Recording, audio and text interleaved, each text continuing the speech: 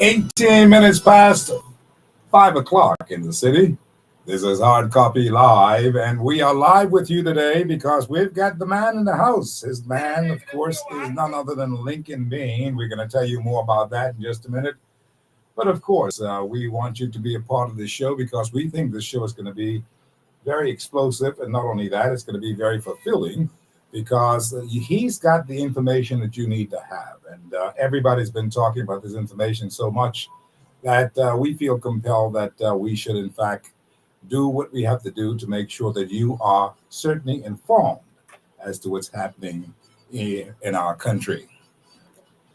It is Thursday, March the 13th, 2025.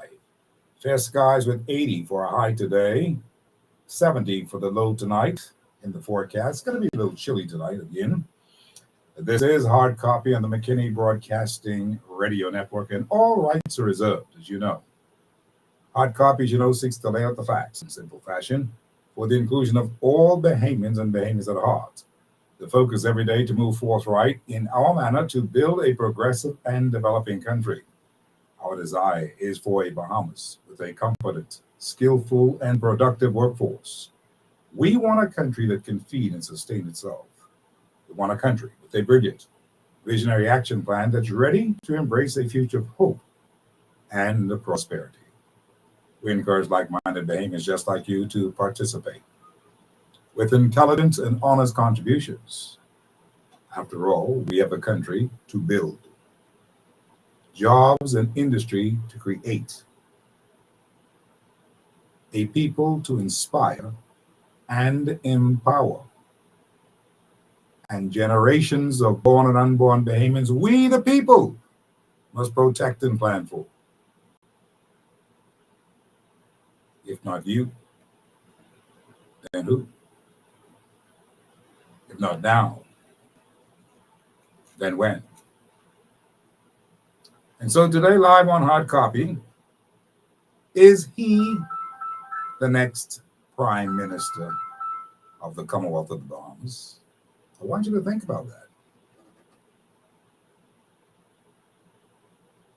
He is certainly being forecasted in this way by thousands, literally thousands, around the entire Bahamas, who are showing serious support for Mr. Lincoln Michael Payne and the coalition of independent COI. I suppose you've heard that by now. After that big meeting the other night at the Superplex, the other night, everybody wants to talk to this man. The coalition is making believers out of many in this country, believe it or not. There are some who would say they don't think so, but they are in the minority. People like Leslie Miller, he'll tell you that.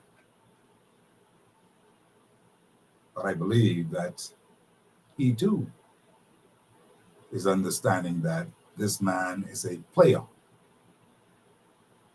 to the point where he's convinced a lot of people. And that's nationwide. See, that's the scary thing. It's nationwide. You've got to understand that. Making believers out of many in this country, from civil servants to workers of various government agencies. And indeed, most importantly, out of the media. He's making believers out of the media of the Bahamas. I deliberately laid back after I attended that meeting several weeks ago. And I watched with interest what was happening with the Bahamian media, as it were. And everybody was getting this man, Lincoln, on their show.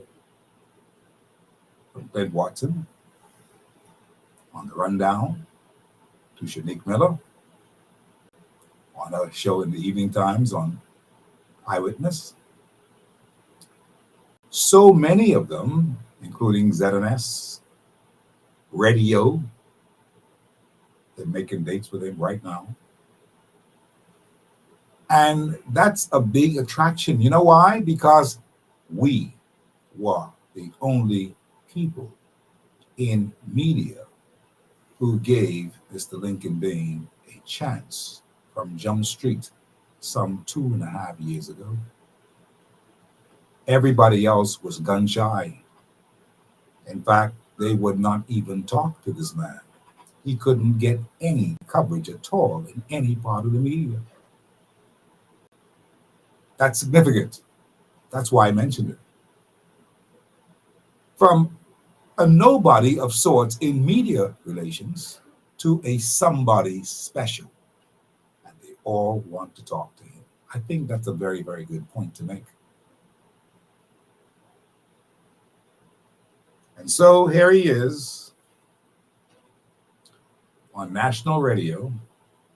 It's a continuous thing for us because we understand the magnitude of this man, the enormity of this man, the ambition of this man, that kind of cut and thrust of this man.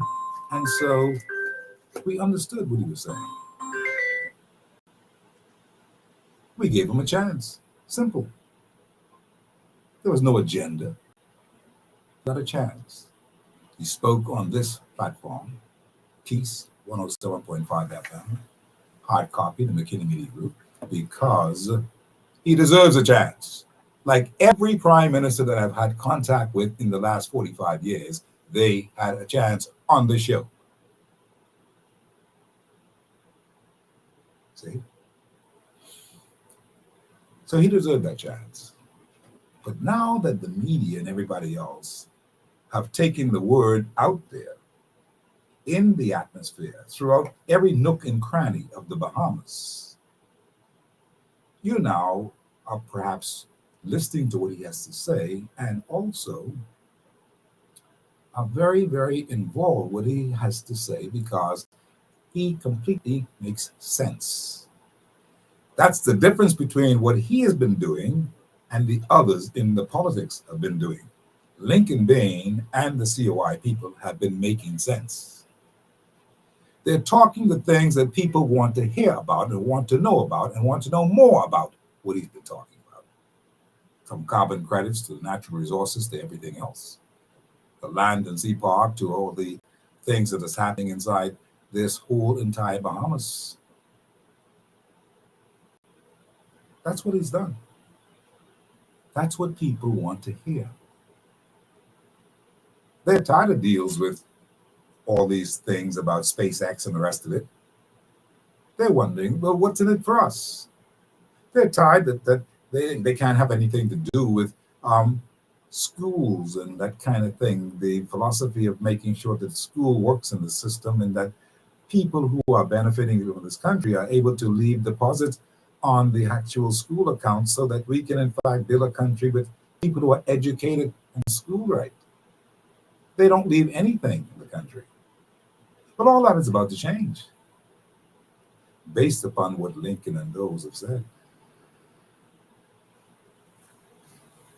And as a result of that, people are saying, lend me your ear. They're saying, I want to hear what you're saying. I want to know more about what you're saying. And so they have clustered the televisions and also the internet to find out what it is that he has in his plan, the manifesto that was announced a couple weeks ago over at the super complex. They want to know. It's good reading because they're saying this is something that we really would need. And they're willing to throw their hat behind this man and his COI team, which have been named first and foremost. 29, 30 members have already been named. He's way out the game. He's way out the gate. He never stopped campaigning. Maybe that time has come. And I ask you the question, is he the next prime minister of the Commonwealth of the Bahamas? I remember saying that one time ago when Hubert Alexander was shooting for the top of the gun. And they say, boy, that can't happen. Penland, how you can beat Penland? That's what they said. Hubert Ingram did, in fact, become the prime minister in 1992.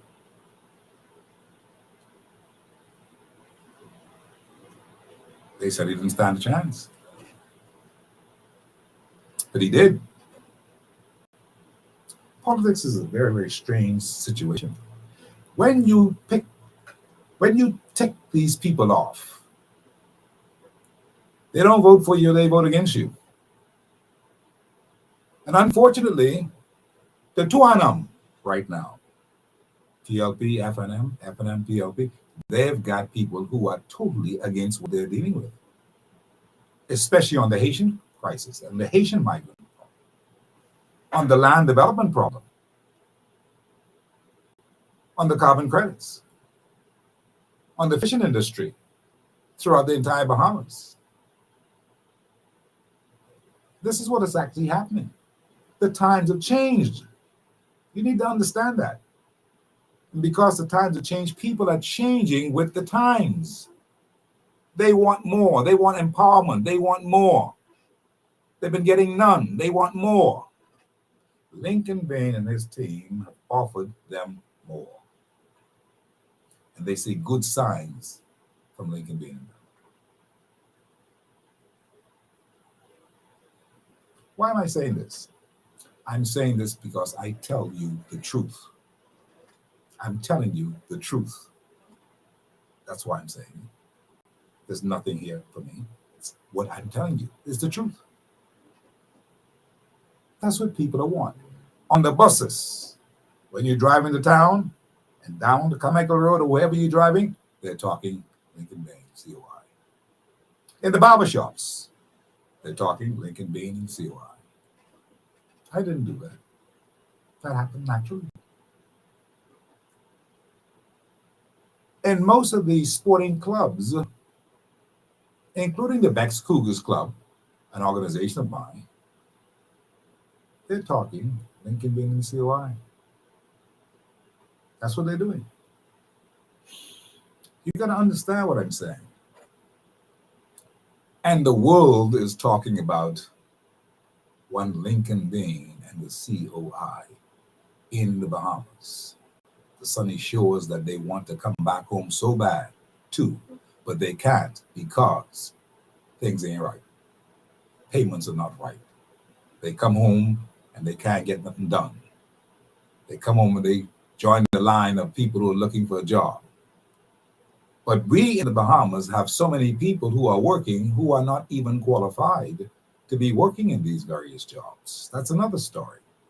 But all of those things seem to be on the horizon for a change, if in fact Lincoln Bain and the COI people have their way. It's a very, very sobering thought. It's a very, very situation that you've got to really look at and really do some very, very serious checking on, because this particular team of people want to see that they are able to do some things in this country made up of young people, made up of people who really want to go somewhere, and they're not getting anywhere fast under the two present leadership of government in this country. 52 years we've been here, and for 52 years we've gone backward. That's how it is. So somebody has come, and people believe the Lord has sent this young man, because we need a change of attitudes in the government to do what he has to do. It's a mission. It's a very serious mission, and I hope that he has the strength for this whole matter. On the field, going to these meetings, going to these land problems. I mean, he's doing so many things. Why can't the present people be doing these kinds of things? That's how they got left out. Lincoln is the people's man who's been doing these things. I'm telling you the truth. I'm not putting anything in nobody's head. I'm telling you the truth. You've seen it. What do you make of it? It could very well be that this man is on the brink of doing something profound in this country. And so, without further ado, I want you to meet Lincoln Bain in person. You've seen him all the time on the show. But here he is today. Nothing's changed. Still the same. Still got peasy head and all that kind of stuff. But he's here. And we've got him because everybody else seemed to want to have him. But we got him now on this particular one. And so we're looking forward to what he's going to be talking about today on the show. Lincoln Bain, good afternoon, sir. Good afternoon, Steve. How are you doing today? All is well. It's always a pleasure to be here, man. Everything is good all the time. Awesome. Yeah. So I'm just here to talk about the many things that you have planned. And you don't have to be on script. You need to just look at what you're dealing with and just talk to the people of the Bahamas because they need to know who Lincoln Bain really is, what he's all about, why he's been doing the things he's been doing for the last 2.5+ years, that kind of thing. He's been doing some things and you've gotten criticism, you've gotten all kinds of stuff. But here it is, you have stood tall and you're still standing. And you've gotten people now to believe what you are talking about because they now see it's true. Steve, I am a humble boy who was born in Angleton and raised in Pinewood Gardens. I'm a reflection of the Bahamian people. I'm a reflection of what they are feeling in this time. I think the Bahamian people, even those who don't understand the way we do things, they respect that something has to be done. And I'm a reflection of them. There's a time for everything, Steve, and I think it's time for change. Once in every single generation, the people are tired. The people get fed up, and the impossible happens. The political landscape is shocked. In 1967, no one thought the UBP could be defeated. No one. These bunch of nobodies. They used to call them the beggar party, Steve. These bunch of broke fellas. Where they going? They never run no business. They ain't got no experience. They just come here to the thief. They won't get for themselves. And no one believed that black people could run this country. But guess what? The people were so fed up of the UBP that they got change. No one thought that Hubert Ingram, an uneducated man, never been to university, not even a minute of university education, who couldn't speak well, who they said was a drunkard and just couldn't do it. But he did it, didn't he? No one thought that Hubert Alexander Minnis could do it. They said even the F&Ms were against him, like, we got to move this guy. He doesn't have what it takes. But guess what? In the end, people were tired and they were ready for change, just like they were with Pinland and with Ingram. And they wanted change, and they surprised the political landscape. No one thought that Philip Brave Davis could win. There were so many different people saying so many different things about him that no one actually thought that he could win. He's another guy like Ingram who never went to university, not a minute of any university training. Although he is a lawyer, back then they could just work in a law firm and do what they call article. And so, but no one thought he could do it. But guess what? People were tired, and he did it. I think that what I'm hearing from the Bahamian people is that they've had enough. We've been back and forth, swung back and forth, and all of us Bahamians have tried one, then tried the next one, and it got to the point where we said, man, no matter how you vote, there's not going to be change. But we didn't know that we were voting for the same party. We thought that the FNM was different from the PLP and vice versa. We see that the clarion call that the FNM is now doing Pintard and them is they say change is coming. Change to what? Back to y'all? We just came from y'all. Going back to y'all isn't change, but that's their clarion call. They seem to be copying us at every turn. But that is why I'm here, Steve. I am a regular Bahamian who has a lot of life experience, a lot of business experience, a lot of experience around the world. And I've decided that that I have to put myself forward because the qualified, decent, Jesus-like Christian fellows who would be perfect for this role, they don't seem to have the courage for this role. Courage is very important. And since they want to preserve their business, they want to preserve their mortgages, they want to preserve their contracts, and they don't want to take a risk to stand up against the system. That's the perfect people who were like Jesus from the day they were born to now. Then someone imperfect like me has to step forward. And that's how change always comes. Never been a perfect man who's brought change.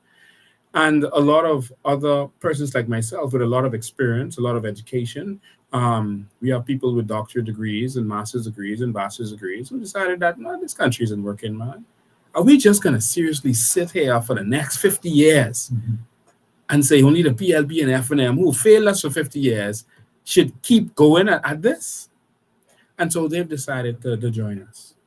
And so on Saturday, as you spoke about, the Saturday before, we decided to put a vision forward to this country. And I think that is what has been missing from this country, Steve. A vision. How can you complain that everything is going wrong and not see the root cause? How can you complain that people are dying every day, people are perishing, and not know the reason you are perishing? The Bible tells you, where there's no vision, the people perish. Not one party has put forward a vision for this country. Little projects that you are going to do if elected is not vision.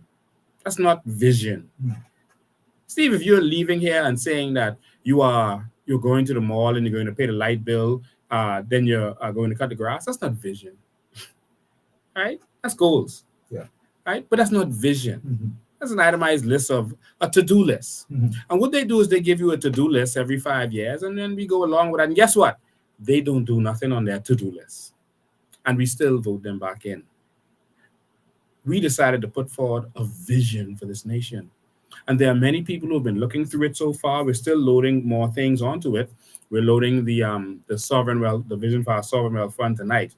That is going to be, that's probably going to be close to 100 pages.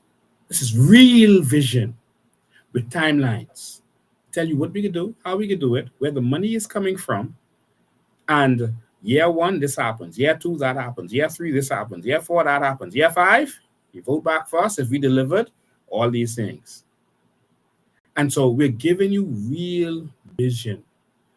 And so as they continue to upload, because each of these are like books. Yes. Each area of this nation. But it's a comprehensive vision that even other parts, the PLP and FM don't have vision. So what you're going to start to see is that they're going to start going shopping in our vision to try to look for ideas because they have no ideas. And you're going to see it. Pick out the good ones. Yeah, they're going to pick out the good things and try to resell it and say it differently and try to put it forward. But the people can't trust them because every election they say they could build a hospital, right? 70 years later, we still don't have a hospital. Yes. Right. Every election, they're going to fix electricity. Still isn't fixed. Every electricity, they're going to revolutionize farming. Still isn't done. Every election, they're going to revolutionize education. Still isn't done. Oh, they're going to fight crime. Every opposition talks about the government. Now they're failing on crime. And they can revolutionize crime. And then they come in, fail. Still isn't done. Every government is going to fight immigration. Still isn't done. Every government is gonna fix the defense force, give us good health care. Still isn't done. And they go on and on every election. And as a people, we have to decide. We know what's gonna happen if you get the PLP F&M. The same thing you've been getting. Nothing. But you have decided that you're gonna inject some new things inside this whole thing. You looked at the whole list of the many things that they've been failing over the years on, and you decided that you're going to zero in on these particular key points, caveats, you may call them, to say that we're going to look at this healthcare thing and do a comprehensive look at the healthcare thing. And this is the plan of them. We're going to look at this whole thing on the crime. We're going to do something certain about crime and make new developments on this whole crime front. You looked at the economic play and all those things, and you say, well, we're going to deal with this. This is how we're going to deal with this. You look at the whole tourism picture you're going to involve the Bahamians in this whole tourism picture in such a big way. I'm just saying it's surface, Mm-hmm. but I know that you have the details of these things, Mm-hmm. and I know that the details are online as to what is going to happen in the aspect of tourism Mm-hmm. and of course BPL and all of these other things and electricity, that kind of thing. You're going to look at the big picture of the whole thing, and people can see that like these things seem to be so real. I'm hoping that he can do these things. I'm hoping that they can do these things, and that we can have a better outlook for the future of the development of this country. You look at the whole matter of immigration and the whole situation of migration and the rest of it, and you see that this is not going well. We've had this problem for many, many years, 60 plus 70 years. It's only being compounded every single day. More and more people coming, that kind of thing. You've got to find ways and means to stop those things, and you've laid it out already. The things that you're going to do, you've laid it out, and we see what people are going to be looking forward to because your team is looking at stopping this, fixing that, fixing these things, and this is a this is compelling because we've never had that kind of governance aspect of things in the Bahamas before. We've never looked at anything really and say, we got to fix this immigration problem. How we can do it? There was no comprehensive study on the whole matter. Nothing has been done. It's just been labeled a lag and lag and lag. And next thing we know, here we are in the days Bahamas with people are overrunning the Bahamians. Yeah. So in science, they have this thing called the active X. All right. And so in chemistry, you try, or biology, you try to find that one element that makes a thing work. So if you're looking for a medicine and you get a plant and that plant actually is able to cure something, you look and see the actual element in that plant that does it. And that way you can synthesize it, make it synthetically, and then you can mass produce it. But you look for the active X and see what that is. We decided to first look for the active X, Steve. What in all of our areas, why are we failing every time? Yes, we don't have vision. We understand that that's the reason we are failing, but it has to be something else. Why don't we have the vision? What's the problem? And Leadership is the problem. we found the active X. It's a little more than leadership. Mhm. We found the active X.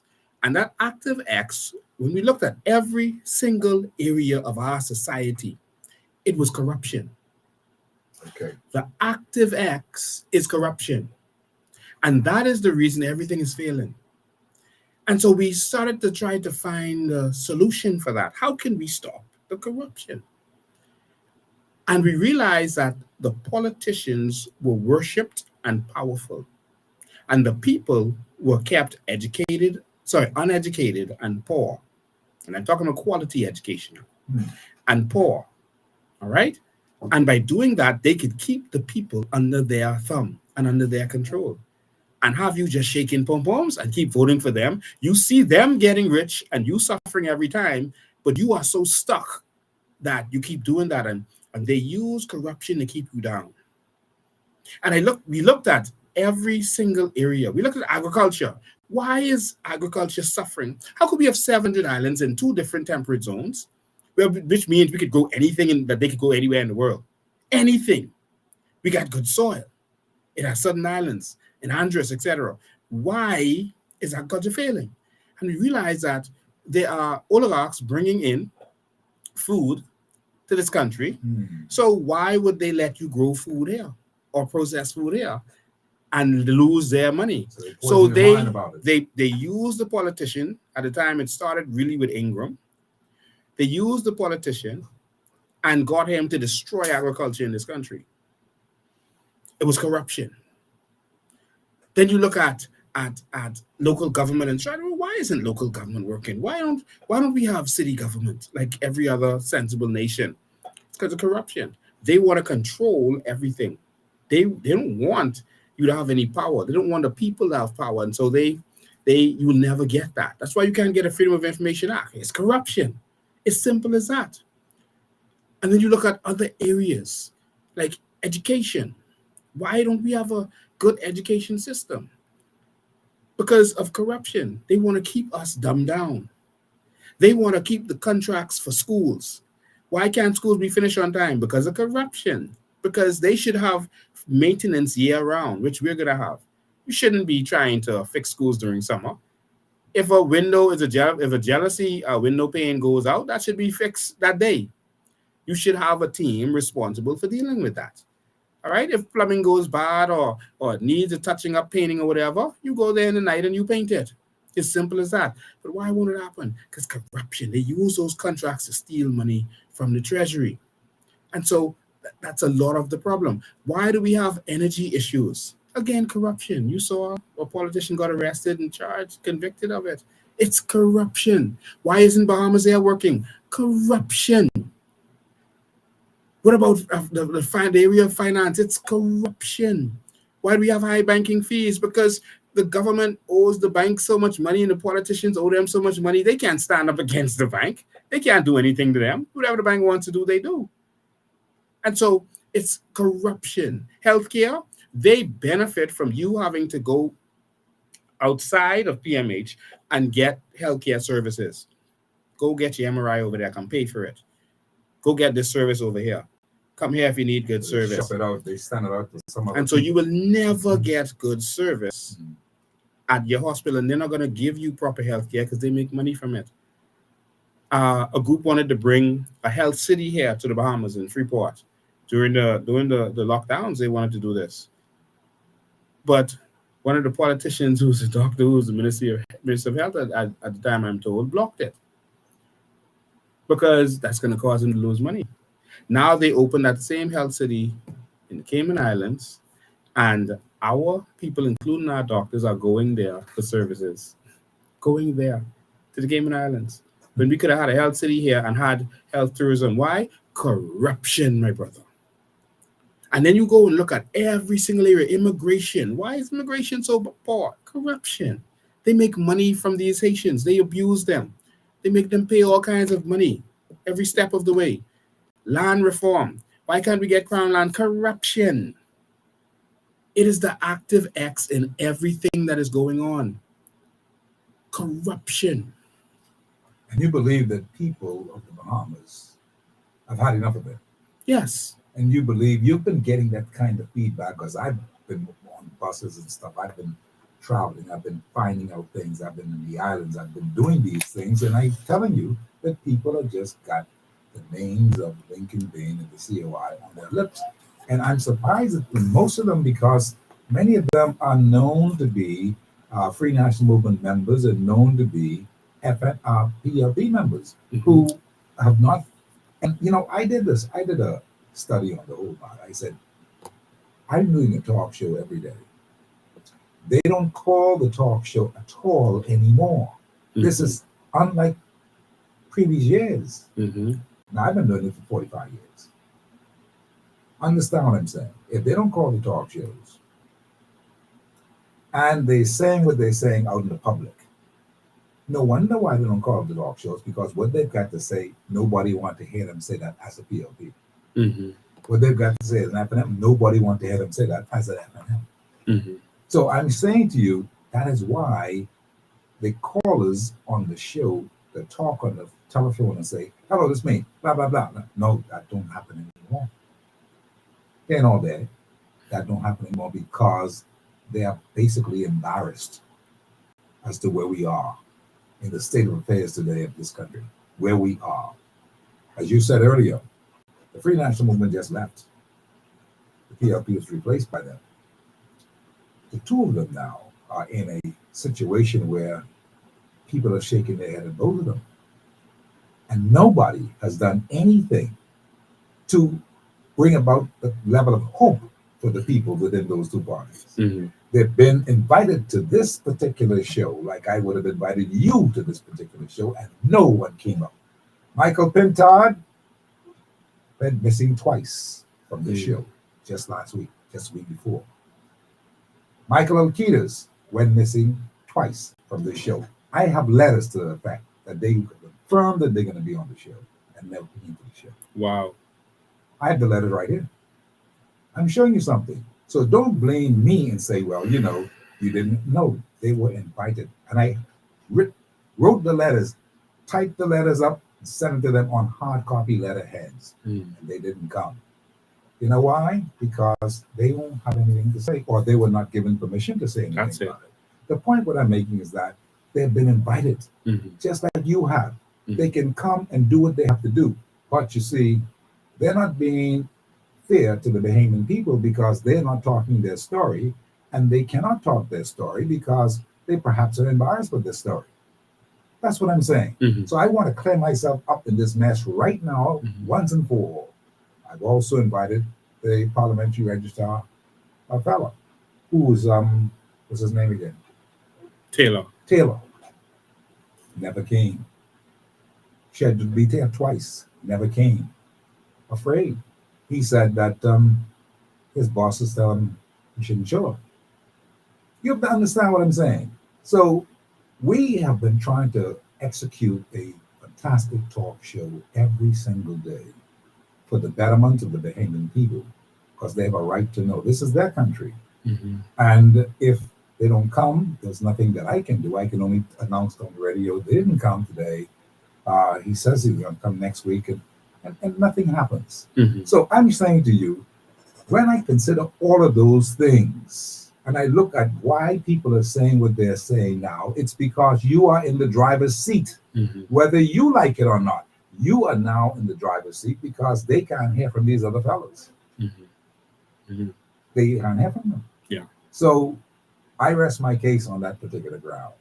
However, my show is continuously open to anyone who wants to be a part of it. And I'm inviting all kinds of people to be a part of the show because the Bahamians have problems, man. Yeah. If you know the problems that come across my desk every day for Bahamians who want to say they have to do this and have to do that, and they can't get a head start, they can't get this, they can't get a loan, that people teething the projects and all. There's a lot of stuff. I've got people right now waiting for me to get them on the show to talk about. Toby Smith's one of those people. See, you got to understand this. The people have no outlet to say what they have to say, to get rid of it, to feel better about themselves. This show here offers that. Yeah. And see, you have to realize that these guys, again, have nothing to offer. I mean, I can't see how people could take it serious and think that the Michael Pinta and Dwayne Sands, both of who had to, in their public life, had to resign for wrongdoing. I don't care about their private life, but their public life had to resign for wrongdoing. And Shannon Cartwright, who, there's all kind of accusations against him. He said the people above him made him do the things that he did. He actually came in the House of Assembly and said that. And so you really believe that these guys are going to bring you change? If you believe that, then I'm so sorry. I don't know what to think of your mindset. Just because they're part of your party, you're just going to vote for more failure. This government has no vision. Steve, I think it was yesterday. I was flabbergasted. I saw. I think it was yesterday. Philip Brave Davis, or the day before. Philip Brave Davis and a whole large contingent was out there in the back of Carmichael Road somewhere, off of Cowpen Road, and they were celebrating. They had a big press conference about them clearing down some land. They cleared down a piece of property, right? One piece of property. And they had a big showing over that. And they were patting themselves in the back. And they had a couple of people from the area. I saw one farmer said he was so appreciative that Bravedom came and cleared that land down. Like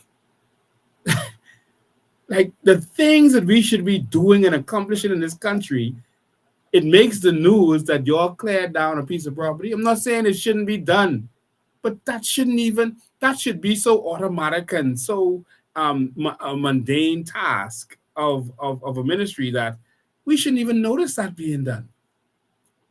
And what they do is they make you suffer and suffer and suffer, so that any little thing they do, that's relief. And you're like, oh, thank you, Jesus. Oh, my good MP. Oh, they cleared down a piece of property next to me. And we have dumbed down ourselves. That's why the country can't move forward. How could you be praising yourself? And I can understand them praising themselves because they have no vision. The country's going nowhere. So any little thing they do, they got to make it big. And that's money they spent to have that celebration.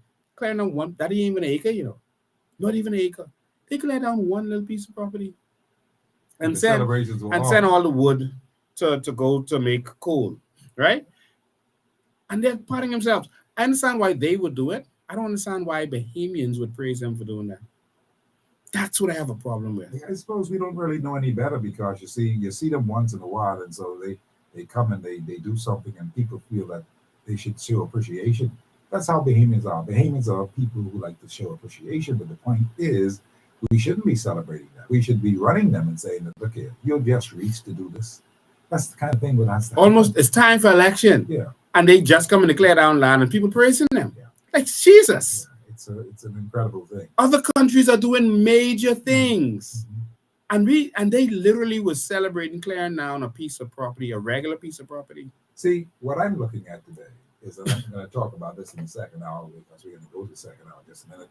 I want you to put your head together on this whole matter of some things that you see in the trajectory as to where you want to take this particular country. I think people are very interested in that. I think they're interested in all those aspects of things like that. I want to show today on this particular conversation we're having with you that you have plans to do this and give me some meat on this stuff what you're going to be talking about today because I think people are very, very interested in what it is that these civil servants are so interested in, what it is that these policemen are so interested in, because you had a lot of support. I say you need to share that with the Bahamian people in the very, very usual way, nothing too complex. I just want to make sure that they understand the things that you want to get out there established in this Bahamas for the entire Bahamas from fire engines and ambulances and the rest of it, all of those things, and hospitals and that kind of stuff. We want to know what is the COI about to do to take us to that next level of the kind of things that we want to see in our Bahamas. We're going to run to a break. I'm going to pay some bills and we come back and then we'll get things on in the second half of our show. It's now 6 o'clock here in the country. We're on with Lincoln Bean today, and he has some things that he wants to say. It's going to be very, very candid. Hang tight.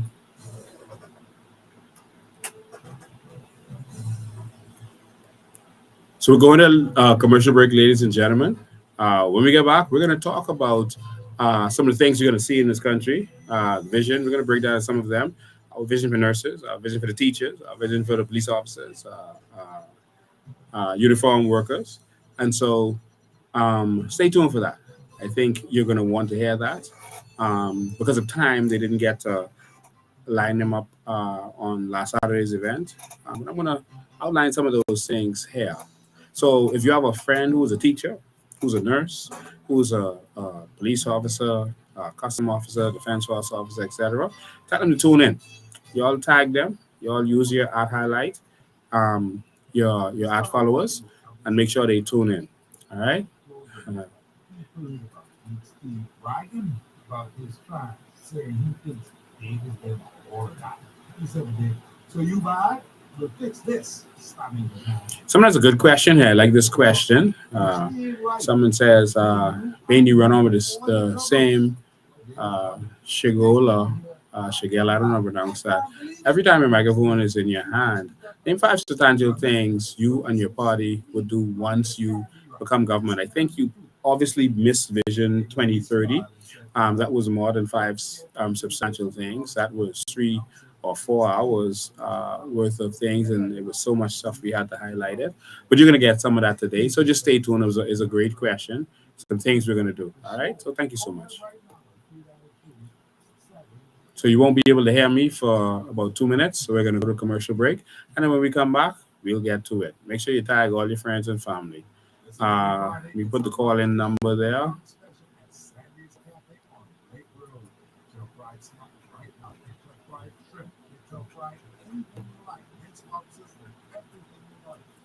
The call-in number is right there. 376-9234 or 821-9234.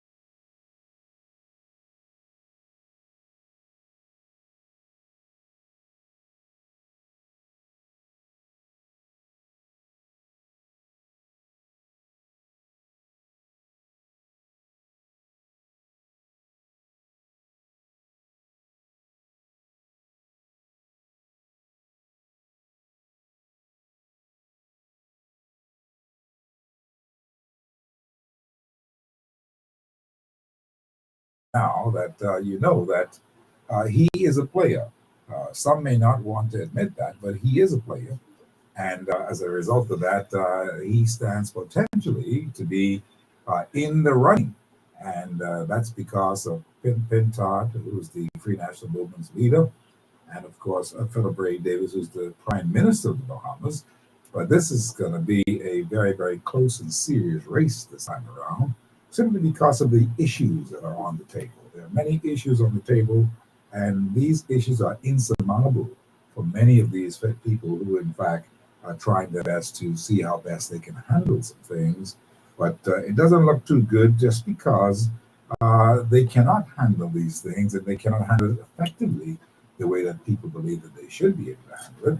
And as a result of it, many are now asking the questions on the bus stops or downtown in the malls. They're asking the question, is this man really going to be ended up as the Prime Minister of the Bahamas, and making the count even more interesting these days, because Ewing was the Prime Minister, Dr. Ewing is the Prime Minister, Lincoln Bain is the potentially a Prime Minister, and there are some people who just, they can't stand the thought of that. They cannot stand that but these are people in the minority. You see, these are not people who, in fact, have the people's will at heart. The people will at heart is one where they want the best person who can do the job and who's proven that he can do the job if he gets there. And that's one of the reasons why the people are counting on one Lincoln Bain to do what he has to do. Of course, you heard him, he born in Angleton and grew up over in Pinewood Gardens. And all of these things have happened in a time and place where he understands the importance of how it is to be poor and how it is to be basically feeling as if you don't have a chance. And most people now understand that, well, we don't have a chance, but we can call Lincoln. That's what you hear most women saying. You know what I'm saying? We can call Lincoln. I can call Lincoln for you. That's what's happening. Why can't our leaders understand that you can't be jealous of the man? The man is in the man because he has been reliable. That's what it is. He has been reliable. People are depending upon him, and he gets things done. That's the most important thing. And he is working without a government backing, but he gets things done. From getting locked up, thrown in jail, all those guys, he's gotten things done. These guys sat right there and allowed one Lincoln Bain to get things done. Now, you cannot blame me for that. You cannot blame you for that. You got to say this man just is a determined fellow who wants to get things done. And that's what Bahamian people are looking at. That's what they're seeing. That's what they're actually seeing today. That's one of the reasons why we have him on. And we ask the question, is he the next Prime Minister of the Bahamas? That may sound kind of crazy for some of you, but guess what? That's a very, very promising thing that can happen in our country. Because the things that we're in, my friend, SpaceX, land development, the whole thing over in the Exumas with the what you call it, the people in Exuma who, in fact, I forgot the name of it just now, but the point is, The moorings. The moorings. That's what I'm talking about. The moorings. The moorings. And, you know, money's to be made. And by the way, Hubert Alexander Minnis has said something very interesting this week. I had it on the radio. He says that he's going to investigate and make public in the House of Assembly some things that happened in the office of Prime Minister. He says there's a hanky-panky that's been happening in the Prime Minister's office under the Brave Davis watch. And he has some names that he knows are very, very much involved in that mooring situation. And they were making tons of money in that mooring situation, and the people are in the office of the Prime Minister. That's very interesting. We're going to be standing by for that to hear exactly what he has to say. But look at the problem we have at this time. Let's deal with this one. Lincoln Bain, you know that people are depending upon you and your ideas and the many things that you have forecasted in the communication that you gave us, the manifesto of sorts you gave us the Bahamian Republic 2 weeks ago.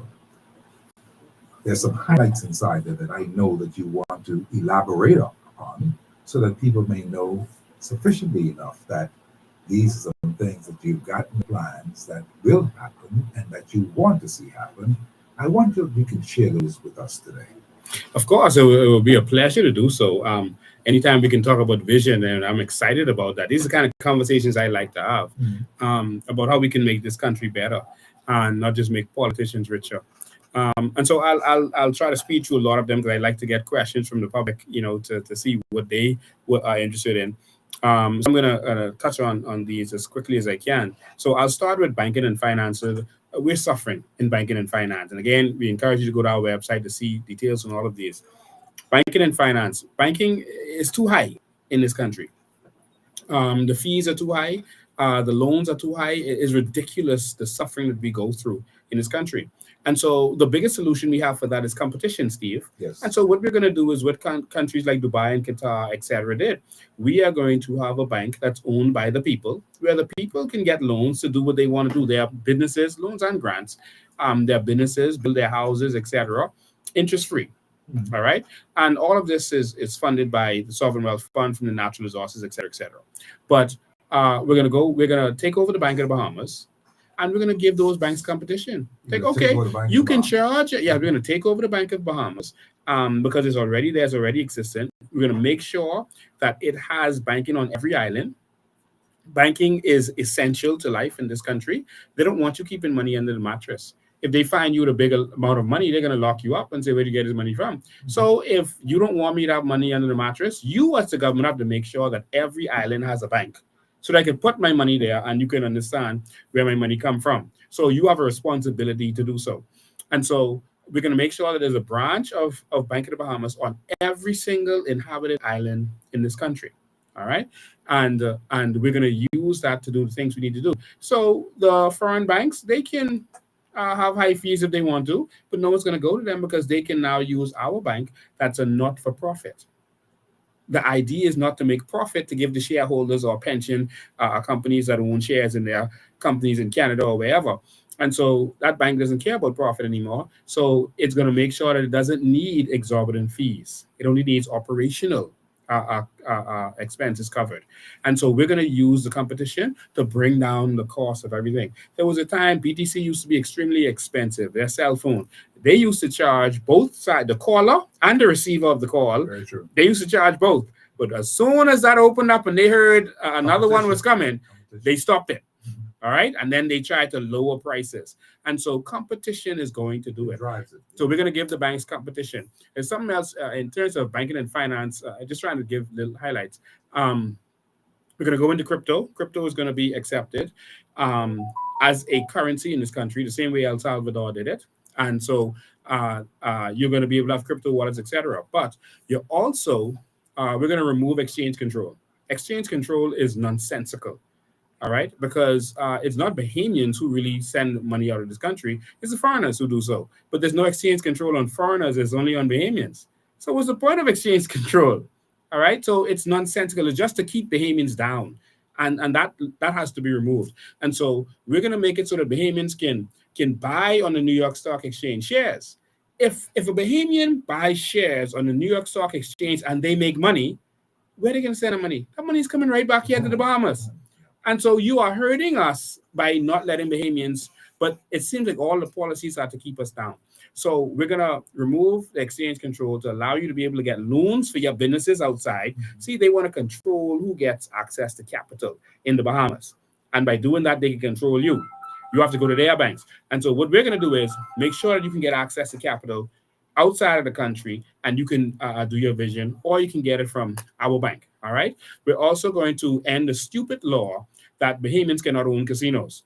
We are going to be able to own the #1 industry in our country, which is the casino hotel.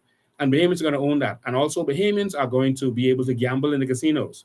This is a civil rights issue. And the only reason it's wrong for Bahamian to gamble in the casino is because they're Bahamian.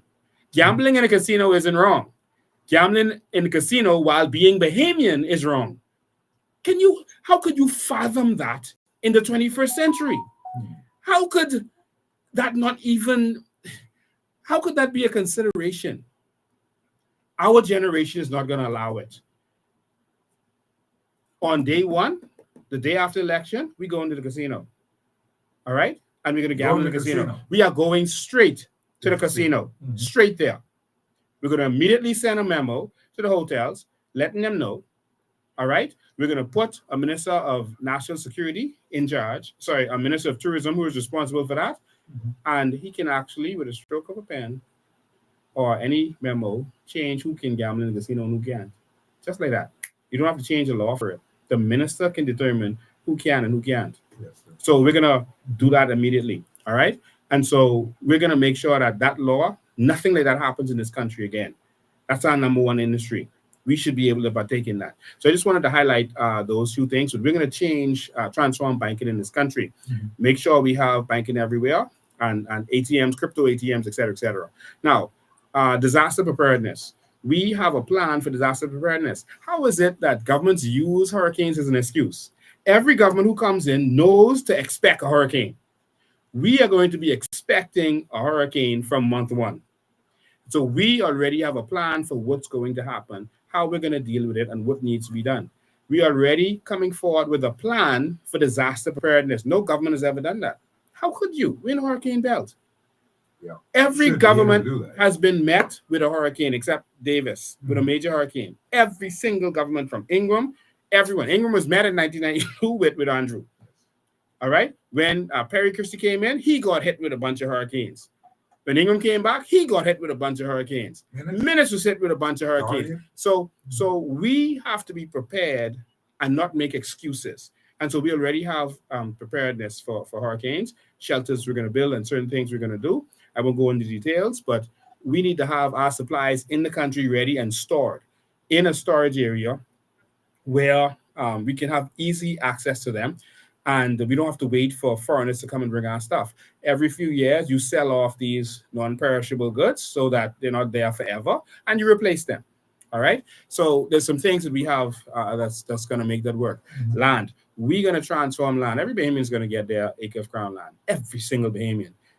There's about 4 million acres of crown land. There's 200,000 Bahamian adults. Why not?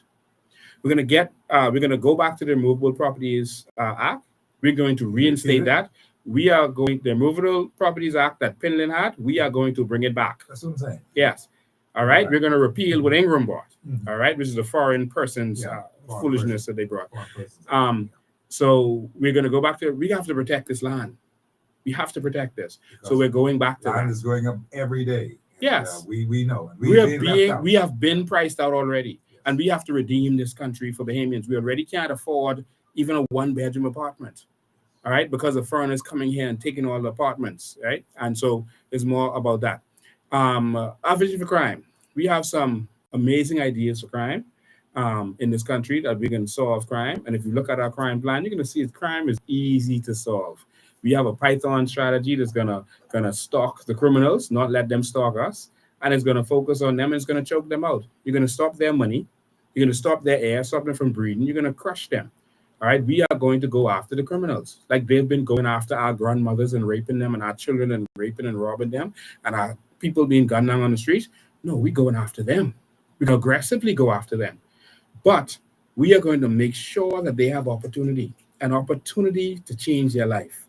We are going to make sure that every Bahamian is empowered, that you can get your benefit from your natural resources, or you can continue crime. You can steal Grammy's purse and rape Grammy, or you could benefit from your natural resources. But if you commit crime, you're not going to see the streets again. All right? We are going to make sure that you are dealt with and rehabilitated. If you have a high-powered weapon, you're going to get life in prison. All right, we're going to treat you as if you committed the crime. There's nothing else to do with a machine gun. A machine gun is not like a knife. A knife, you might have a utility purpose for that. All right, you may want to cook with it or do something else. That's a different story. You can have a knife. But a machine gun, what else are you going to do with a machine gun?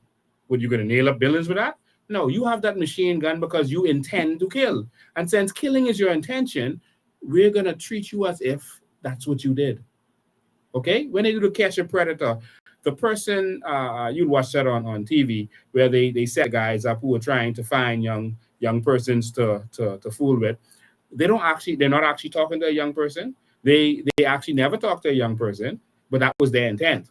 And so they are charged just as if they did, all right, because of their intent. All right, it's called mens rea. And so we're going to treat your intent by having a machine gun. We're going to treat that intent as if you did the crime. And so we're going to get you off the street, and we're going to bring crime down. But I want to pause there because we have obvious plans that can work. But I want to pause there and say our plans for law enforcement officers. All right. I'm going to breeze through this as fast as I can, because you cannot fight crime and not look out for the people who have to fight the crime. If you want to win the Kentucky Derby, you have to take care of the horse, right? Yeah, that horse got to be straight. Yeah. That's only a horse, but that horse got to be well looked after.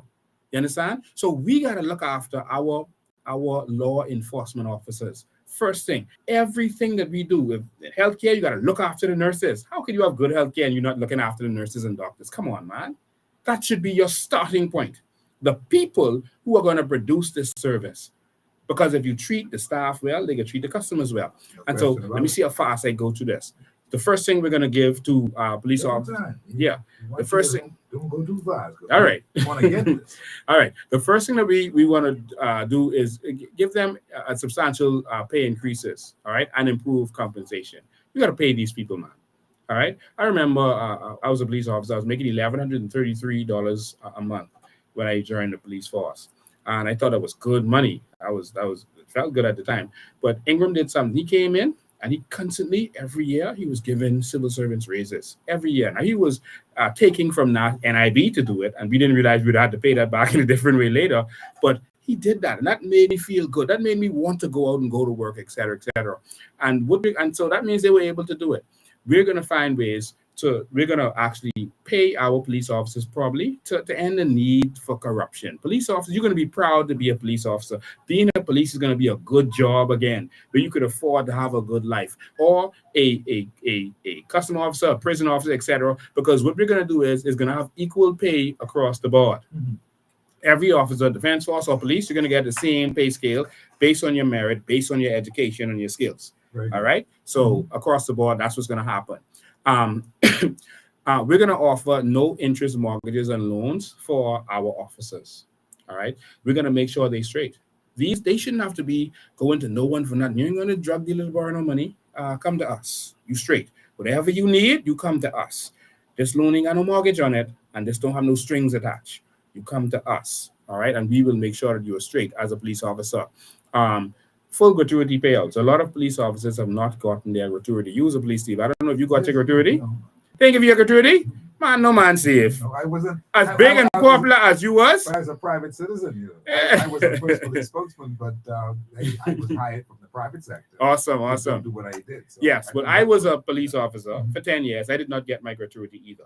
And police officers and prison officers and other persons didn't get their gratuity. Yeah. I can assure you, we have about 5 candidates, maybe 6, who are ex-police officers. Right. And I can now educated persons with master's degrees, et cetera, et cetera. But I want to ensure you that you're going to get your gratuity. We can make sure you get your gratuity. So if any police officer under the sound of my voice is retired and they want to get their gratuity, you're only going to get that under the COI. We're going to make sure you get that. Why? Because that's yours. That ain't the government owned, man. We can make sure you're straight. Promotions are going to be merit-based. There's going to be merit-based promotions and career growth. Merit-based. All right? No more sucking up the politicians or connected who is who to get them. And we're going to have certain programs that can assess you and see how your work ethics were. And you're going to get points based on certain things so that they have to, once you qualify in a certain way, you have to get promoted. It's not based on who likes you and who dislikes you, because you might have stood up to them. All right. Merit and expertise over tenure. All right. And so you're gonna be you're gonna get move forward based on your merit and your expertise. All right. And that's going to determine what you do. And on top of that, specialization and proper deployment. So you're going to be deployed where you have skills. And so if you went to school and did biology, we could put you in the lab, man. You're gonna work there, all right? In our forensic and new forensic lab. And so you're gonna work where you're effective based on your skills. We're gonna make sure that that happens so that you don't have police officers with all this talent. You tell them they gotta work over here or work over there because you want to deploy them there. No, that's gonna change. All right. So um, access the personal file. So every police officer is going to be able to access their file. They can know what you wrote about them because they should know. They should know that they were messing up in this way, and so their assessments and everything else they should have this be transparency and they should know what's going on. Also, ongoing education, training, and professional development. We're going to make it a part of your career that we make time out for you to get your education. That's going to be a part of this. And so you're going to have ongoing training. Make sure you have time to go back to school, etc. As a part of being a police officer, we have educated good minds. And guess what? That's going to be covered and that's going to be free because we have to train the people who are going to be working. So we have the best minds. Sometimes I come across police officers who don't know the law. That shouldn't happen. I've had to educate police officers, on my lives that they don't know the law. And so that's not going to happen. I don't blame them, but the police training college is going to actually be a college where persons can actually from different agencies and the jurisdictions can come in and get training that specialize in that area. No question about All right. So we're going to have postgraduate education and special programs for officers. We're going to have global exchange and study tours for police officers, complete armament and risk management. We're going to have a police officer is going to have personal firearm license. They're going to be able to carry firearms at all time. That's going to reduce crime because you don't know if you come to rob that store if a police with his gun is in there. And so we're going to make sure that police officers have their able to carry their personal firearms once they qualify, to be able to have more persons on the street to make sure that there's no reason for crime. We're going to have legal representation for whatever happens to you in their line of duty. And so there have been some cases where police have done wrong, but there may be some cases where police are falsely accused. So we have to protect them in any event, all right, to protect the integrity of the force. And so we're going to make sure integrity is a big thing to have on the force. Yes, that is what you have to look at. Yes, and we're going to make sure that police are not afraid to take action because they could be before the courts. Under your government, your proposed government, do you suppose that you can have to reorganize and do something about the entire outlook of the police force? By that I mean change personnel, that kind of thing. What's going to happen there? The COI people are very, very concerned about the number of crime that we now see. It comes from the top. It's more like it's happening all over again. Even though we have a different police commissioner, the whole thing is that I wonder if there's going to be some revamp of the whole system of policing in the Bahamas. Yes, there's going to be a revamp. Corruption in the police force comes from the top. And as long as you get rid of the politicians' grip on the police force, I think that corruption is going to go away. All right. So that's a big part of it. We're going to give them proper equipment and gear, etc. Holistic support and wellness, holistic support, counseling and family assistance programs. So all of these kinds of things. You can go and read the rest. I'm not going to read all of this for time. On the website. So that's a crime. And we have some solutions to stop crimes in the community with CCTVs and drones and that kind of stuff, and how policing is done. One police officer per car at the front and back of every community. So you can't get away. So there's some stuff you can go and see right there. You want to take that call before I go on? Yeah. Go ahead. Hi, Copy. How are you?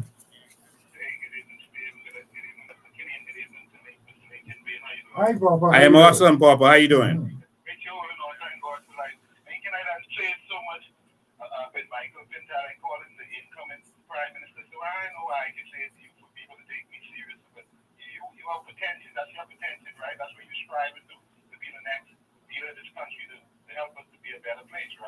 Yes. Okay.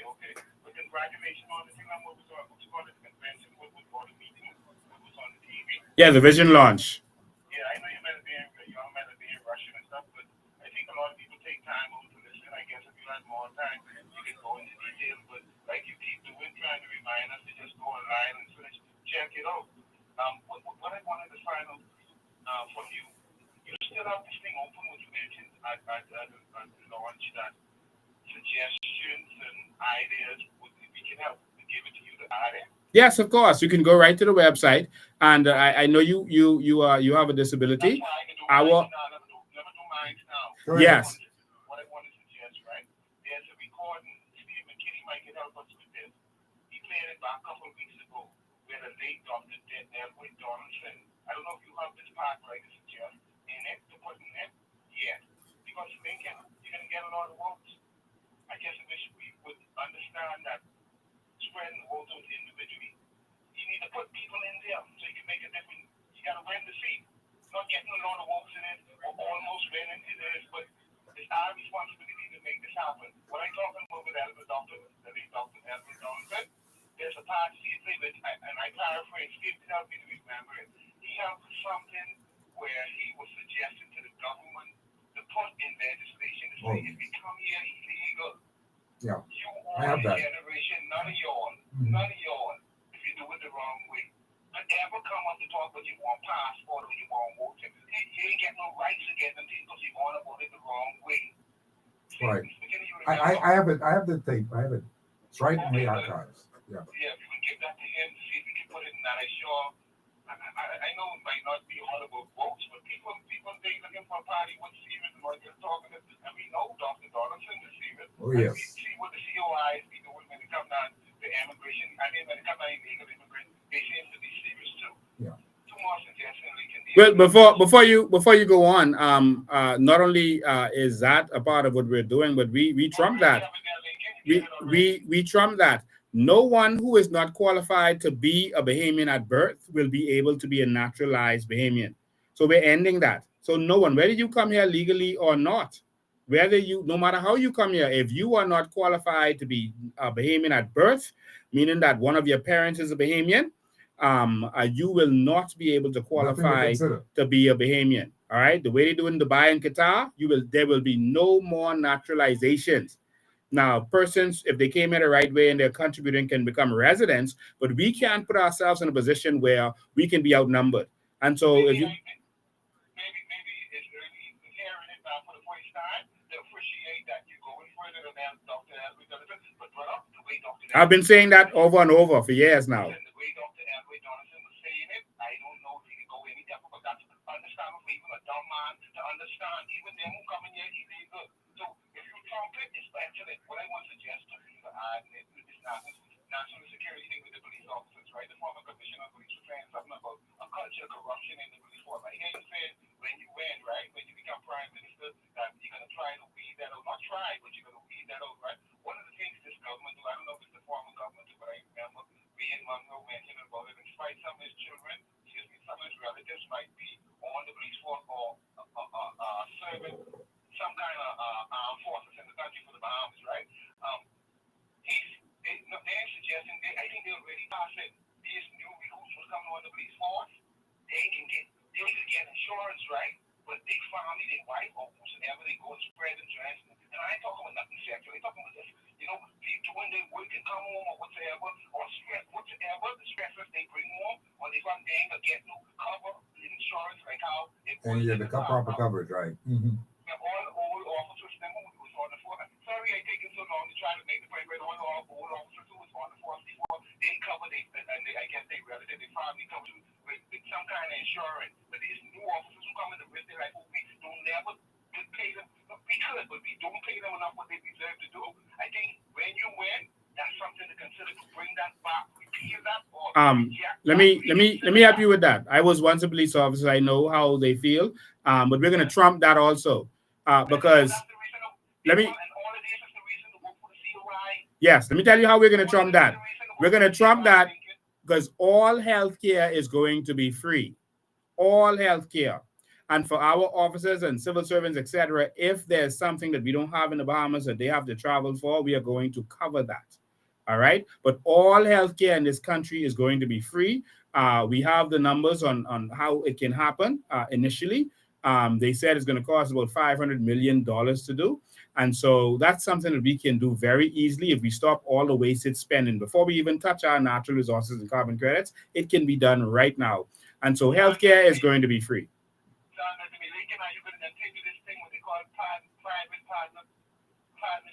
This PPP, like how they did that investment with the Fox Foundation, with the profit, and you can continue to do it like the government doing, allowing them these courthouses and these community centers, where I guess the private business companies own it. I don't know if they French family. Let me help you. I don't know if they French family for levels in the PLP, but I just want to know if you think that was smart, if you think that's a good thing. But the thing about it, they let us know everything that they keeping something private. Yes. Those deals are corrupt deals.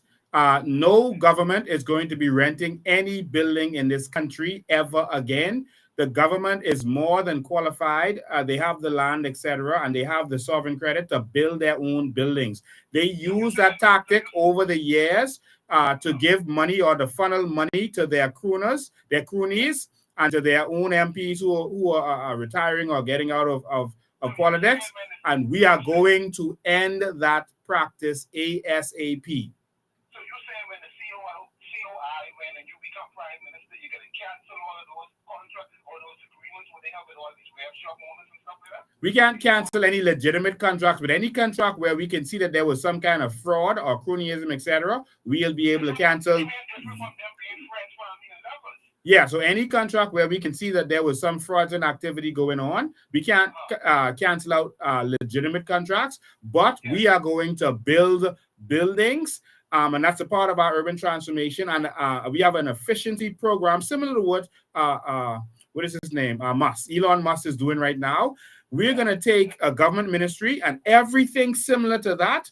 We're going to put in one building. You're not going to have to go to one building to do one thing, then another building to do another thing, and going all over to here and there. That's slowing us down. Everything's going to be one building, and the people in that building are going to move your files around, and you're going to be able to track your file and see which offices is in online. You're going to be able to go on the app and see everything that's going on. And so everything is going to be on one building to make everything efficient, and it can be done and it will be done. And so all that corruption and etc., that's not going to take place under us. We're going to stop renting from anybody.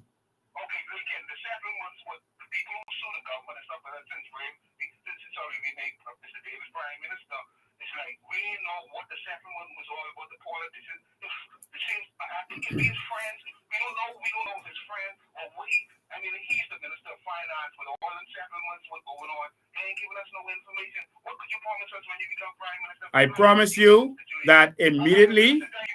Thank you, my brother. I promise you that immediately we're going to have a Freedom of Information Act, and we are going to release all the files. How do you know that we're really going to do it? Because we're doing it now. We are going to release all the files, every single corrupt document, everything that has been done is going to be revealed to the Bahamian people. You're going to be able to go to our website and see everything that they've done, all their crooked emails, all their letters, everything is going to be put there for the Bahamian people to see. All right? What's incredible is this whole thing about the innovation of yourself, the innovation of the people in the COI. They're computer whiz kids. They understand some things that has to happen. And you've mixed the technology with what the actual happenings are in the government itself. And that mixture of technology along with what's happening in the government and the governance of this country is a very, very good mix, because the truth is, when you talk about having things online and the rest of it, and people can see, you talk about an office like Elon Musk and them have, where they can in fact go to one particular ministry, all the things that are related to, let's say, pharmacy, or let's say about social security, or let's say all of those things will be in one particular building, and you can walk the different things through it. But people can business license. Yeah. They tell you go to NIB, Yes. go here, go there. Yeah, NIB is going to have an office right there where you're all of your files are in the blockchain. You don't need a physical file. You can go right there and get whatever you need in one place, and they can get it. Yes, and that's a good thing. See, that's what I'm talking about. You are able to bring the technology with what we are talking about today, and it makes it easier for everyone. The old people, the elderly, the young people, the whiz kids. Everybody is able to be in a one building per se. If you going to use an example, to track whatever it is that they're looking for. Business license, you got to go down to Carmichael Road. You got to go up to National Insurance to go ahead to get your national insurance thing. It's just too complicated.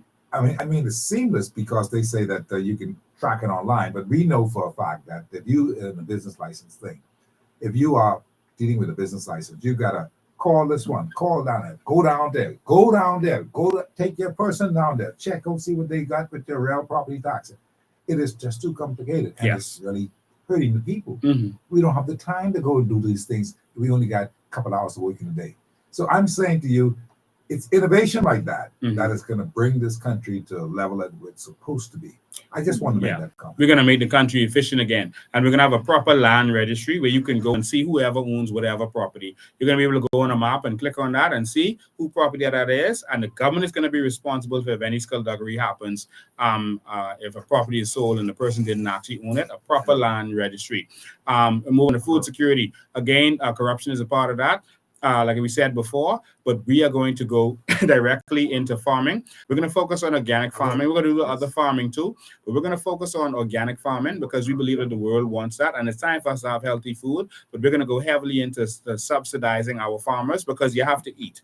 We need proper food, and persons have to eat, Steve. And so we're going to go back into farming heavily. So I hope the oligarchs have made enough money bringing in food. Yes, you all are Bahamians too, and we love you, but we need our people to be healthy. I'm tired of Bahamians dying because they're eating for export-only food, etc.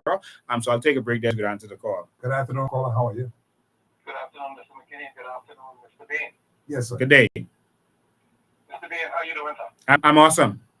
Okay, I'm gonna twist this a little bit, and I'm gonna attack this from the spiritual aspect of it. Go ahead. Mr. Bain, you are being championed as the champion of the Bahamian people. Listen to me good. In the heavens, not on earth. Heaven is saying, Mr. Lincoln Bain is the champion for the Bahamian people. That conversation has gone on in heaven. Mr. Bain, it's imperative that you speak to your Charlotte. I spoke to Charlotte concerning meeting with you. This opportunity you cannot miss. It's imperative that I speak with you for 3 minutes of your time. You can reach Charlotte, and Charlotte can give you my contact, and it's imperative that you speak with me, or I speak with you for only 3 minutes, sir. You are on the right track. The coalition is on the right track, but all I need is 3 minutes of your important busy schedule, sir. Thank you, my brother. So you'll contact her. Okay. Fantastic. Yes. Thank you. Thank you, man. All right. And so the good governance, we've talked about a lot of things with good governance over and over, so I won't go into that here, but we're going to transform this country. We have to take power away from the politician and give it to the people. That's the way you're going to end corruption. All right? They keep the power in their hands. We are tired of saying, what is the politician going to do? Are they really going to fulfill their promises? No. We're taking the power from them and we're giving it to the people, so you fulfill the promises. You determine what you are going to do in your community. This is what happens around the world. No one can tell Miami-Dade whether they're going to build a bridge or they're going to build a dam in their community. Trump, Biden can't tell them what to do. That's their community, and they have the power. They have the city council, etc. to do. They have never done a call? No. Okay. I want to read this to you because this is a very important thing, and it's 6:49. I want to don't miss this part of the show today because it says, this is a text I got. Mr. Mckinney, good show today. Every sensible, right-thinking Bahamian want to see three urgent, immediate things to be done at the top of their list at this particular time. Are you ready for these things? This is what the young man is saying. Number one, get rid of all illegal Haitians out of our country. Number two, recall all fraudulent passports on work permits. Number three, restore the sovereign wealth fund back to the Bahamian people. Please share. Thank you. Good afternoon. We hope that you address these matters because these are urgent matters and they're before the Bahamian people. That's it. So I was distracted because my phone rang just now, sorry. But I heard him talk about illegal immigration, illegal passports. Yeah, he talked about get rid of all illegal Haitians out of our country, recall the fraudulent passports on work permits, and restore the sovereign wealth fund back to the Bahamian people.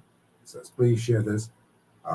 Thank you and good afternoon. Yes, to you, sir. not only illegal Haitians are going to be removed from this country, illegal everybody is going to be removed from this country. There will be no illegal immigration here. There are countries where there's more benefit to go in there, like Dubai, Qatar, etc. They have no illegal immigration, none.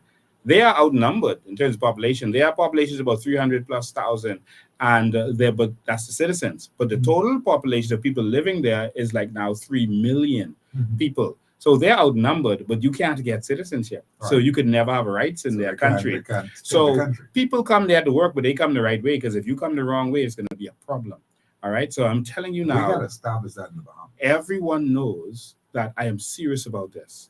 All right. I want you to come here the right way, because we don't want a city inside a city. We don't want a nation inside a nation. I want, if you come here to work, you're Haitian, Chinese, whatever you are, I want you to put your money in the bank. I want you to pay your taxes. I need to know how many people are here, so we know how much license plates to have. We should not be running out of license plates. We should not be running out of NIB cards, so where the foreigners are getting NIB cards and Bahamians getting a piece of paper. All right. We need to know how much hospital beds we need. We need a country that is run efficiently and properly. And so you're going to come here the right way, or you're going to go to jail. We're not just deporting you, putting you back on our plane, and no one is going on our Bahamas Air anymore. You're not going home on Bahamas Air. That's our plane. That's used to make money for us, all right, and to transport us. If you come here, you're going back on boat. You can have boats, the Defense Force boat or whatever is going to carry you back to where you come from. Now, if you come from a faraway place, then you're going on someone's plane to go there, but you're going to come out of our country, all right? So we are going to make sure that immigration is dealt with, because we want it dealt with properly. Children shouldn't be growing up in shanty towns to where they don't have electricity to do their homework. They can't iron their clothes properly, and they don't have a proper life, hygiene, etc. That's a crime against humanity that's been allowed to happen because oligarchs were benefiting from it, getting slave labor. People were getting cheap labor at the time, and we allowed it. Even us hired these people to do our yards, etc., etc. So we contributed to that. All right, Bahamians. It's not going to be business as usual. That's what you're saying. It's not. We and everyone knows that I'm serious about this, and we're going to make this happen. And it's going to be better for everyone in the end. The foreigners who come here the right way and want to work and help build this country. Someone say, if you let everyone benefit from the natural resources, who's going to work? The foreigners can work for us. Isn't that how it happens in Dubai, in Qatar, in Kuwait, in Norway, in America? So let them come work for us. Let us own the buildings. Why can't that be our thinking? Why do we have to be the servants? Why do we have to be the slaves? It's time for Bahamians to be royalty. And that's what our entire vision is about, empowering Bahamians. Our education plan is about changing the mindset of our students. We're not raising servants anymore. We are adding to the curriculum. My daughter is educated in the States. She went to primary school, junior high school in the States. She, in primary school, she was doing entrepreneurism. She had to pass civics to go up to junior high school. She had to pass civics, learning about government. You don't pass that, you don't go up. All right? She did entrepreneur classes in primary school and junior high school. But the same could happen right here in the Bahamas. Yes, we are going to add classes. You're going to learn about our culture. You got to learn our culture because we got to preserve that. All right. You're going to learn about your real history, African history, et cetera, et cetera. You're going to learn about finance, about business and entrepreneurship. You're going to learn about trading. You're going to learn things that we're going to build new Bahamians, not slaves, not people to make beds and mix drinks. You're going to own the people who own the beds, own the beds. All right. I'm not interested in giving you a fish. I'm not interested in teaching you how to fish. I'm interested in teaching you how to own the boat. That is what this mission is about. And all of our plan is geared towards empowering Bahamians. Fascinating, indeed fascinating. It's 6:54. We got a call. Good afternoon, sir. How are you? How you guys doing, Mr. Mckinney? I'm very good, thanks. Good afternoon. Really good show today, man. You started to remind me of the young gentleman I'm watching, following on social media named Ivan Chori. He's the leader of Burkina Faso. Yeah. I don't know if you all see this guy. Yes, definitely. Yes. That young lady is doing miracles, man. And I just want to encourage you to keep going with the vision you have, because without vision, there's nothing. And you have the perfect vision for our country. Thank you, man. Like you talk about the healthcare. My father has some health issues, and he's supposed to go to the hospital to get the issues dealt with. And every time he goes to the hospital, they give him the runaround and then send him to a private doctor. Wow. And these private doctors, you know they're new. You know, and like you say, you know, the country is wasting too much money. I remember growing up as a young man, you know, where we had to leave officers. If you're in school by 9 o'clock, the truth officer, they taking you to your mom and embarrassing you. Mm-hmm. Absolutely. You know, our country's laws is no more love. Like, I remember, you know, we had a ministry of work that actually worked. People from their nutritionists, their painters that actually worked. Now everything is contracted. Yeah. You know, we look at our garbage service. We have a functional garbage service from our government. Everything is private because of political contract. And the list goes on. I know what you're saying, my friend. And the list goes on. Yeah. And I'm sick of it, man. I'm sick of it. Like, my father could actually die right now because they're refusing his service. Yes. Because they want to send us to a private doctor when we got to pay what we cannot afford. It's like a mob. Yes. It's a serious thing. You know? What you said just now is a very serious thing. Yeah. I appreciate what you're saying. I sympathize with you and your family and hope that all things work out well. And I hope that you find the kind of monies or the kind of funding to get your dad's fixed up and all that kind of stuff, because I know just how it could be. Yeah. I just had a daughter who died just the other day in April. Yeah, and you know, it's not an easy thing at all. So we've got to pay attention to these kinds of things. All right. So I encourage you, my friend, and do well. Thank you so kindly. Okay. Make sure you guys take it easy, man. All the best. God bless.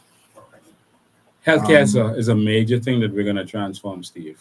All of us has had family members who had suffered, and if we had better healthcare, they would not have had to die. Yeah.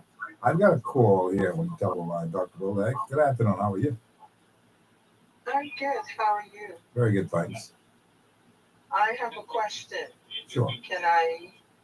Yeah. Okay, this is from Mr. Bain. Yeah, Mr. Bain is right here. Go ahead, please. Okay. Mr. Bain, Yes, I'm here. how are you? I am alive. How are you? Awesome.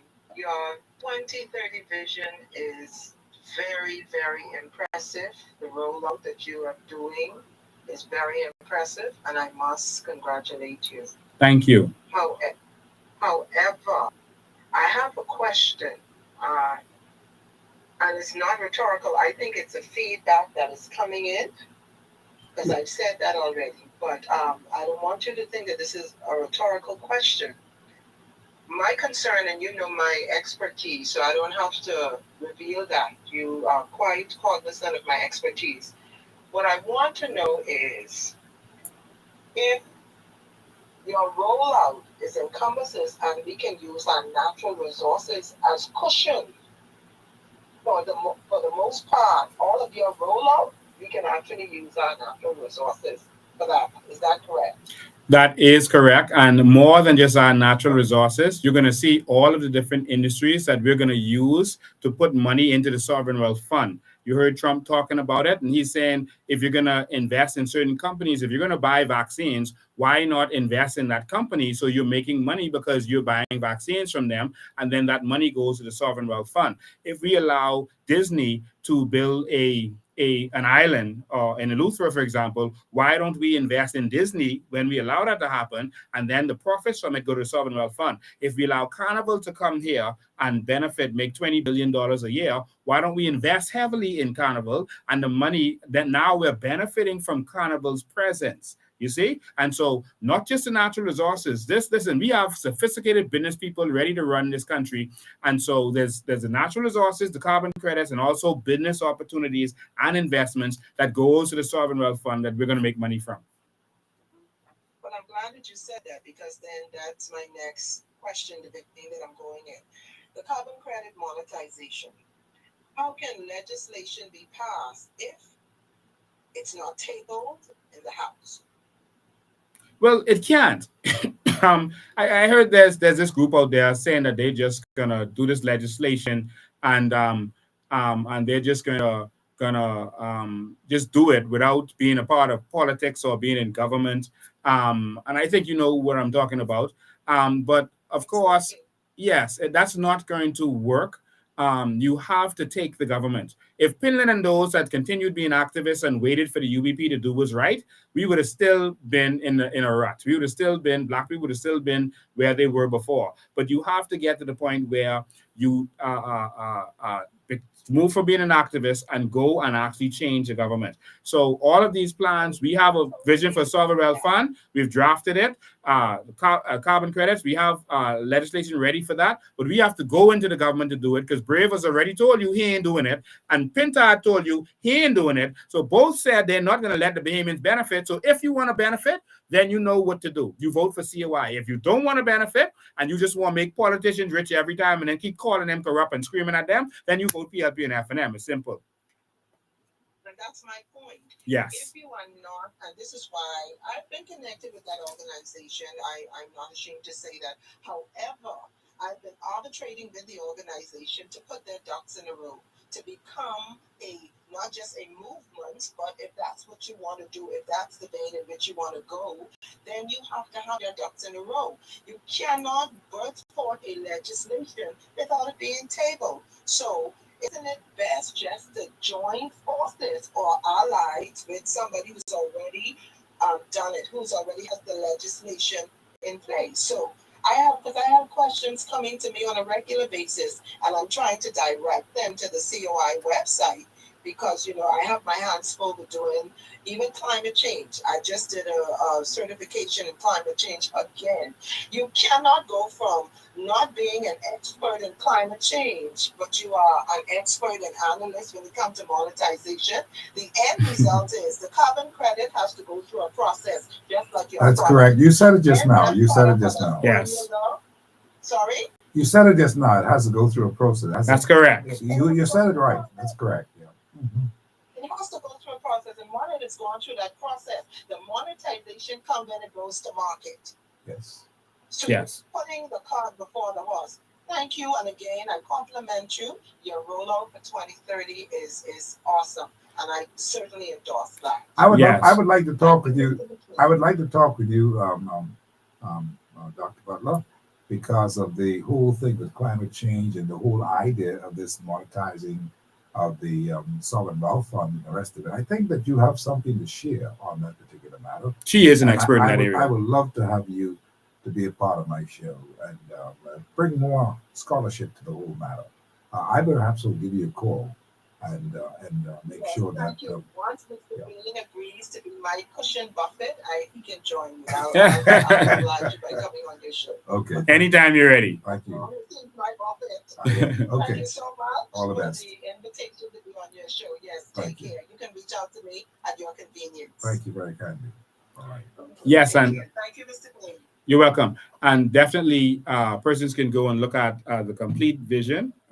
It's like I said, it's probably going to be close to 100 pages for the Sovereign Wealth Fund, detailed, outlined, and what can be done and what's going to be done. It's not just a simple, oh, we're going to make money from the natural resources. We say we're gonna pay out $100,000 because that was the idea that the union leaders brought to Perry Christie and they originally pushed out there. We're actually codifying you and showing you how that's going to be done. We're showing you what money needs to be made. We're showing you how much money is going to be made from the salt industry, with how much is going to be made from the limestone industry. We have, of course, these are assumptions based on what's happening now and what could happen when you expand. We're showing you we plan to buy molten salt, not just in Nago, but worldwide. And we're showing you what we're going to do with all of our natural resources, how much money they're going to make initially. Initially, those industries won't make as much as the carbon credits, et cetera, et cetera. But we're showing you what is going to be made and how the money is going to be paid out and exactly how it can be done. We're showing you timelines on how this can be done. And we're going to release, and then after you finish this, then we want to put this in audio form so that persons like Papa, etc., can listen to it, and persons who don't want to read, because there's a lot of reading, can listen to it. And then we're going to start releasing the business plans for each area of this. So, okay, we say we're going to go in the cruise ship industry. Here's the business plan. Those business plans was done a couple of years ago. They're ready to go. We're going to build solar power plants. Here's the business plan for that. And so you're going to have comprehensive, not just no little ticket-talk thing, comprehensive business plans for each of these areas. No government has ever done this in this country. Someone online asked me in the comments, Lincoln, you angry? I just want them to know that, yes, I am. I'm angry when I see our students failing and dropping out. When I see the education system in this country, I'm angry when I see people calling ambulances and they're saying, ambulance. I'm angry when I hear people calling for police cars and they say, car. I'm angry when I see the failure. Every time that I see people in Luther, etc., asking for water, man, after weeks. They got a water crisis. Dr. Miles Monroe said, never follow someone who's not angry, because every leader is angry. Puppets are passive. Sheep are passive. He said every leader is angry, and they become a leader when they are fed up and they have the courage. In the word courage is the word rage. Yeah. And we have to stand up and say enough is enough. Martin Luther King was angry. Pinlin was angry. Milo Butler was angry. Sir Randall Fox was angry. And we have to get mad at what we are seeing in this country so that we are not satisfied and not content. That's right. Every Bahamian should be angry at the fact that you are paying your taxes when you buy your gas. You are paying for your license, your driver's license, and your driver's license and car license. It keeps going up, but you can't get proper roads. Every time I'm driving and that car bangs into a pothole, and I know my arm might be broken or my CV joint. You got to be angry in this country, and change never comes until the people get angry.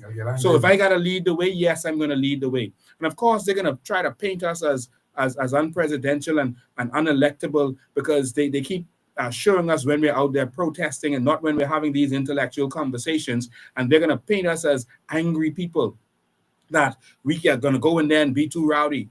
No.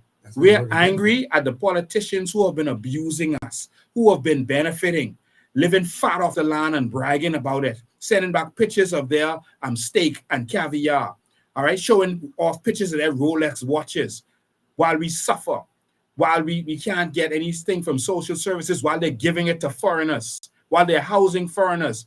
Bahamas, y'all better get angry at what's going on in this country and change this country. Get in there and throw those politicians out the window, not the mace, throw them out of the window so that we can change this country.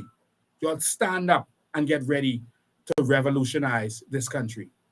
Lincoln Bean, I want to thank you very much. We've ended the day here. It's 8 minutes past 7 o'clock. You've got so many more things to say. I know. Oh, we didn't even get to 1% of it. You are going to get a chance to say those things, because the people believe in you. I know for a fact that the people are believing in you, and they are saying all kinds of things, and they're writing all kinds of things about you. I've told that to the people themselves today, because I tell them I'm speaking the truth. This is not a makeup thing. Mm-hmm. This is nothing for any salary or looking for something. This is the truth of the matter. The people are looking to you. That lady who called just now, Dr. Butterfield. That was a very, very profound conversation that she had, Mm-hmm. It deals with the Sovereign Wealth Fund. It's trying to concretize it, trying to make it make sense, trying to make us all see that it has a process that has to go through, which is the legislation. You have to talk about that kind of thing. You've got to put legs on it to make it go, but it has to go through a political process. Yes. In order for it to become a part of the law of our country. And what better way if you can have something like that happen through the auspices of the COI and get it there. All the players who are now doing a fantastic job to make it happen, they can monetize the whole matter and bring legs to that once it passed through the legislation and the framework is set up. That is how it's supposed to be done, Mm-hmm. That's the law. I can't change it. No one can change it. That's the way it is.